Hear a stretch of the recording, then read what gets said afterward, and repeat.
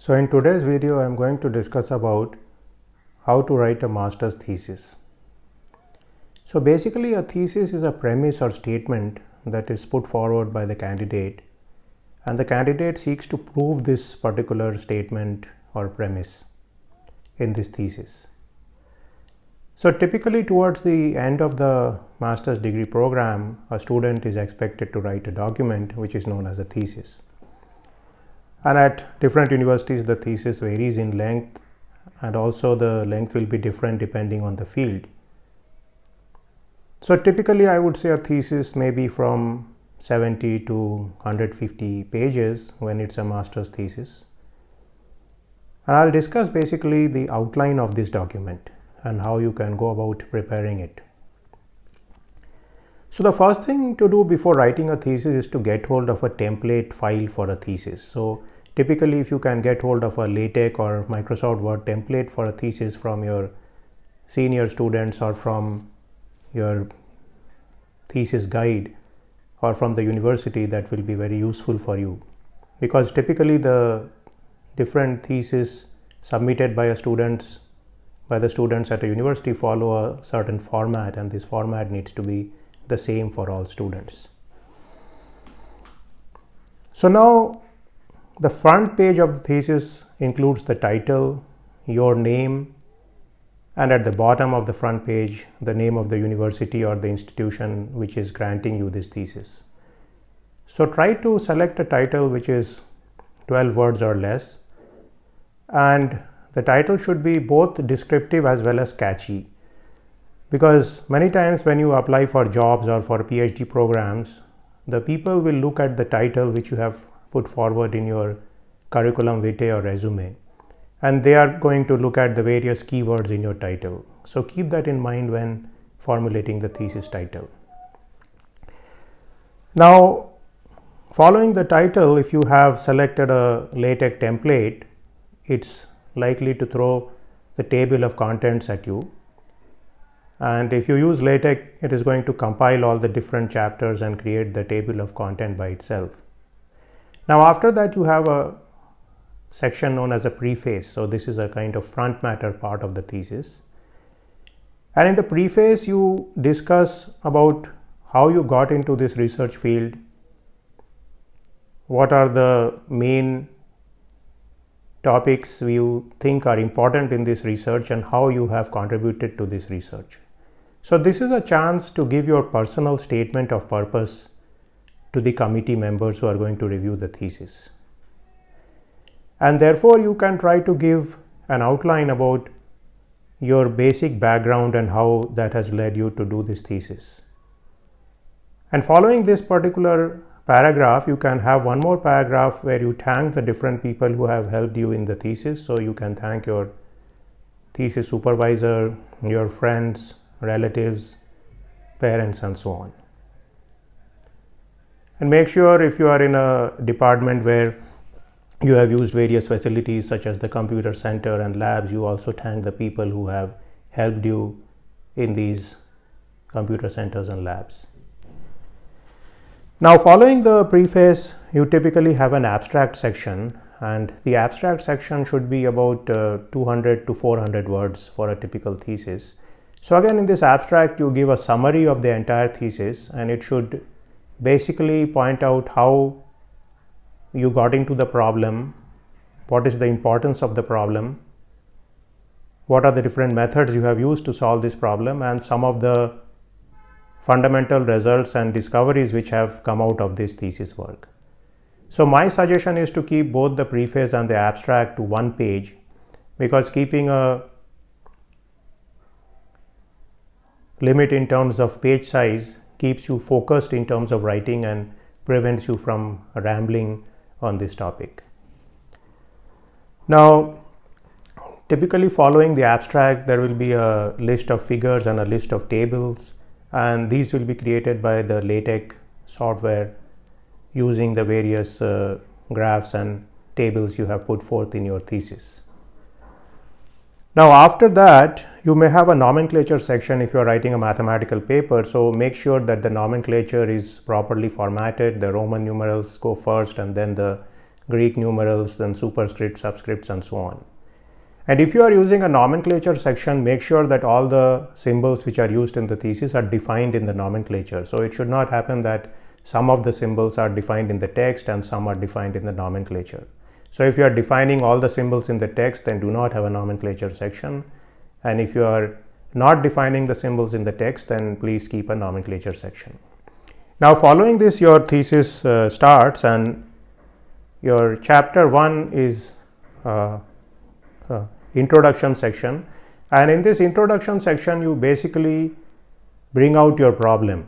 So in the first paragraph, I typically like to give the broad problem, and then in the later paragraphs I try to drill deeper into it. For example, if I'm solving a problem on aircraft vibration, then in the first paragraph you may want to bring out that vibration is an important problem in aircraft because it has a negative impact on passengers, the pilot, and so on, and also it has a degrading connotation on the equipment present in the plane as well as on the structural materials themselves. So it is a cause of fatigue and various other problems which can impact the safety of the plane negatively. So once you have put it in a very general perspective, at the end of the first paragraph of the introduction, you can write that you are seeking to use smart materials to bring down vibration in aircraft. So that is the basic aim of your thesis. And once you have outlined this for the reader, then you proceed with several sections on the literature survey, where you start at a high level of the problem, that what are the typical methods which are used to solve this problem, and then you drill down to the particular way you want to solve the problem. So in this case, you want to use smart materials to solve this vibration problem, and then finally you say specifically what is your solution to this problem. So you may use a specific smart material, like you may be using piezo materials to solve this problem. So that should come out toward the end of your literature survey. So at the end of the literature survey, you should provide sufficient motivation to embark on your problem, and I like to put a section here called the scope of present work, where you specifically bring out your exact problem. And putting a section like this helps the reader in going there and exactly seeing what is the problem you are trying to solve. Now once you have done the scope of the problem, you have one more section where you say outline of the thesis. So in this outline of the thesis, you can discuss the remaining chapters, and then you can basically end the introduction chapter here. Now following this introduction chapter, there can be a methods chapter. So in the methods chapter, if you are using computational or mathematical methods, so this chapter may basically outline all the equations which are used in developing this particular thesis. If you are using experiments, then you can discuss the experiments in this particular section.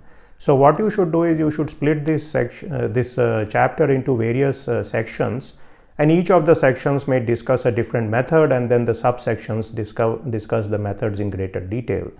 So if I am doing a mathematical model, my first section could be on the mathematical modeling, my next section could be on the numerical methods to solve the mathematical model, the third section could be on optimization methods which I have used, and if I have done some verification with the experiments, the fourth section could be on the experiments I have performed, or I have a device to basically check the results which I have obtained from the computational study.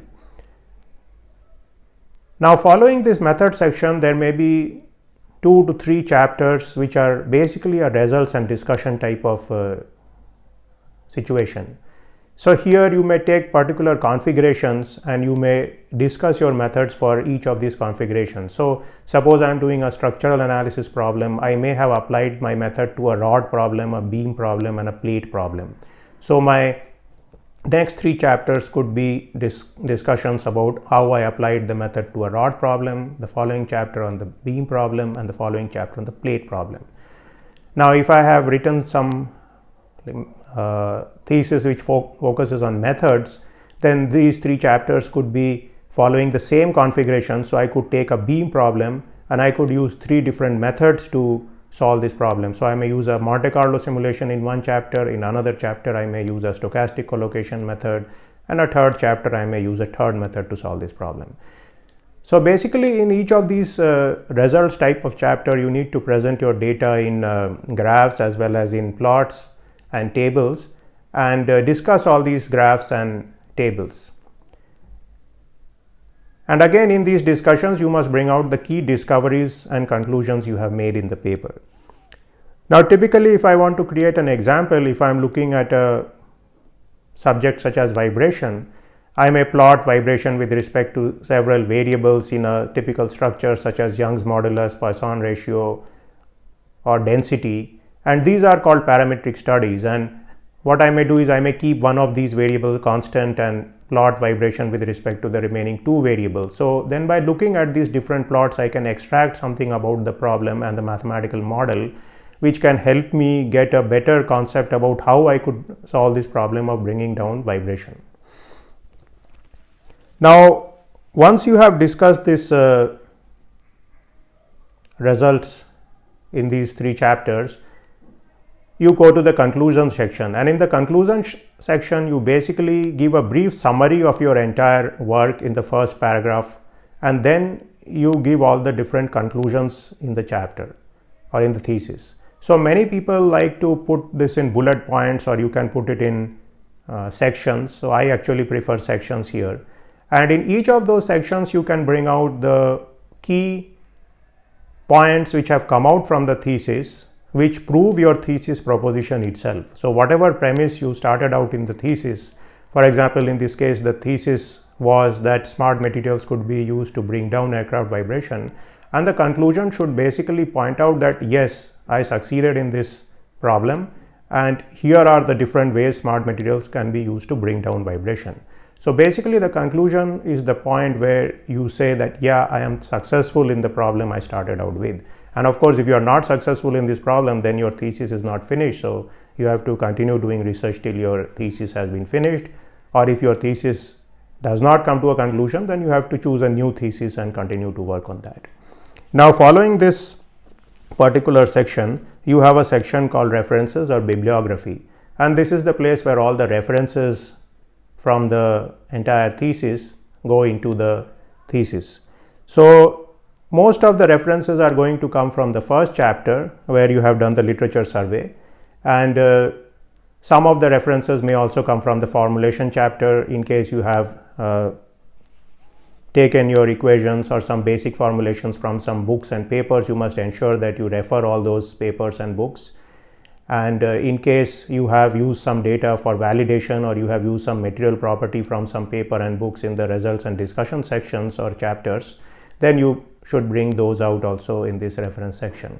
So in the reference section, you should follow a consistent template style. So for example, if people are named John Smith, then don't write them as John Smith in your citations, write them as J. Smith. And when you cite them in your literature review, just say that Smith has done so and so, and don't say John Smith has done so and so. So also when you have two people, then you can say Chen and Smith have done something. And if you have three people who have done a paper, then the typical format is to say Chen et al. So that basically tells you that there is a whole group of people and the first person is named in this case. So now, typically when you write a thesis, nowadays most of the review process is done on the computer. So I would suggest you use a 12-point font, and also you use double spacing if possible, because most of the people are going to read these in the PDF document, and so most people like to see things in 12-point font because it's hard to read in small font. So again, that's something you can do as a courtesy for the people who are going to peruse your thesis and to ask you questions on that. So these are some of the key concepts I had today about how to write a master's thesis, and I'll get back to you in my next video. Thank you very much.